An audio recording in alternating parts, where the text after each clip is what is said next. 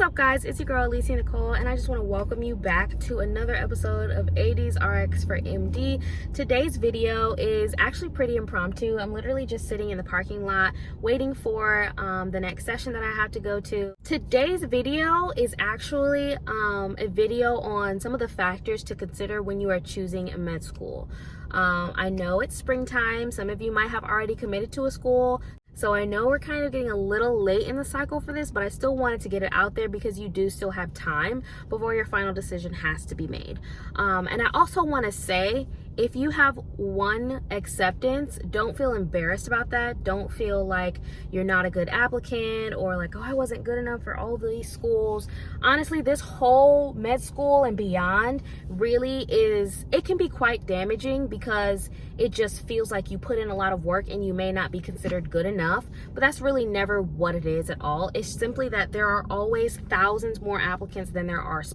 However, if you are someone that has received multiple acceptances, I do want to talk about just a few things you might want to think about before you make your final decision. First thing I guess I would say to really keep in mind when you're choosing a med school is whether or not lectures are mandatory. Most schools have non-mandatory lectures, but there are still some that do require lecture attendance. And I'll just be honest, like the majority of med students take advantage of the non-mandatory attendance policy just because, so for example, we have a minimum of like 3 lectures per day, which is about 3 hours worth of material. And it doesn't sound like a lot right now, but believe me, you're gonna have more than enough to try to do in med school. That's actually a lot of time. So for example, the way I use my time is I usually start my day in the morning studying Anki, and so the time when people are in lecture, I might be studying Anki for like 2-3 hours. And I usually start a little bit before lecture and then it bleeds into lecture time.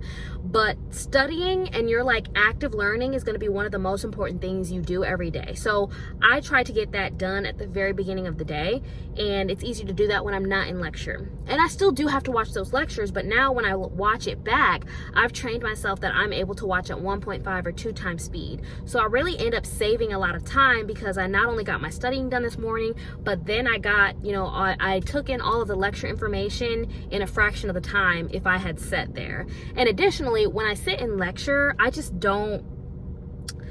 always have to go back to the material anyway, so that almost doubles the time that I spend on just watching a lecture. All right, another thing to consider. So in general, most med schools are going to have clinical exposure within the first 2 years. It's different at each institution. So maybe asking just about what are the opportunities for clinical exposure?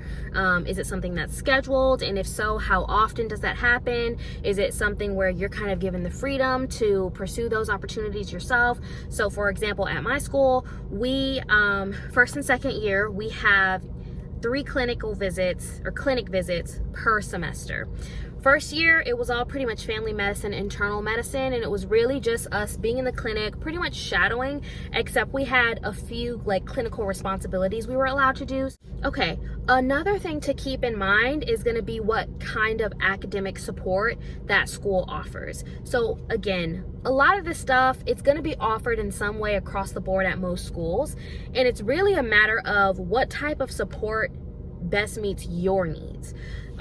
So that could be, there may be tutoring, there could be like an advisor that specializes in like learning, that can give just different study habits and study tips depending on what kind of learner you are. Sometimes they have like education experts that can first help you figure out what type of learner you are and then can give you advice on how to study. In addition to like academic support, there's also, what kind of like mental health and wellness support does the school offer? And this is going to look a little bit different at every institution. So like at my school, we have a wellness council that is responsible for planning events or just doing things for the student body that will just bring a smile to people's faces, kind of give them that extra push they need maybe mid-semester or during like an exam week or something like that.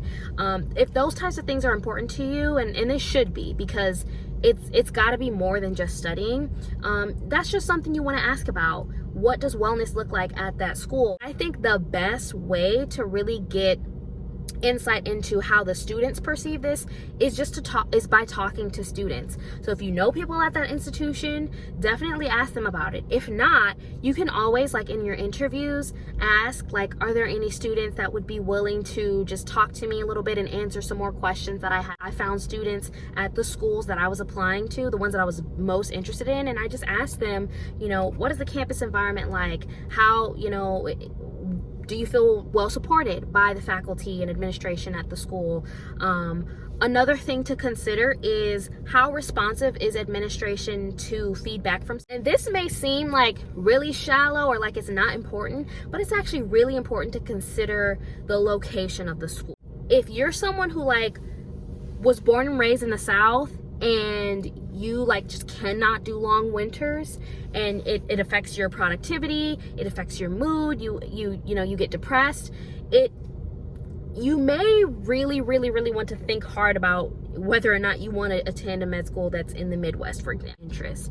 In addition to just weather patterns, it could be, are you someone who is able to be pretty independent and can live across the country from your family? Or do you need to be within a couple of hours of your family and your support system? If that's something that matters to you, you definitely need to strongly consider the location of the schools that you're applying to. Another thing to consider is in-state versus out-of-state. There are some schools that have pretty significant reduction in tuition for in-state students versus out-of-state, and then there are some schools where in-state and out-of-state is the same cost, and it's usually pretty hefty. I mean, everyone knows med school is pretty expensive. Sometimes people are like, oh, I don't want to stay in-state, I want to go somewhere else, and they feel like, you know, I'll make enough money as a doctor that I can pay off the loans and all that, and you can, but setting yourself up for the most advantageous financial situation in the future when you are making money is never a bad idea. Schools that do offer scholarships, either need-based scholarships, academic scholarships, or scholarships for certain like underrepresented groups in medicine, that's something you definitely want to ask about. And a lot of these questions, if your interviewer doesn't know exactly the answer, they can usually point you in the direction of someone who will know how to answer those questions for you. And the last thing that I want to talk about, it also probably seems pretty simple, but just consider how you felt during your interview, the vibe you got from your interviewer, if you felt like, you know, your interviewer was excited to interview you and was genuinely interested in you and your experiences and your history. That's a good, so I'm sure there are so many other things that I could talk about in terms of considering a med school. Ultimately, any school you go to is most likely going to be a positive experience, but if you do have multiple acceptances and you're just like, I don't really know, how do I choose? I hope you found some of these things helpful. So if you guys have any comments, questions, or concerns, be sure to leave them down below. And if you have any other tips or things that you would recommend future med students consider when choosing a med school, definitely leave those down below as well. Thank you guys so much for watching, and I will see you in the next video.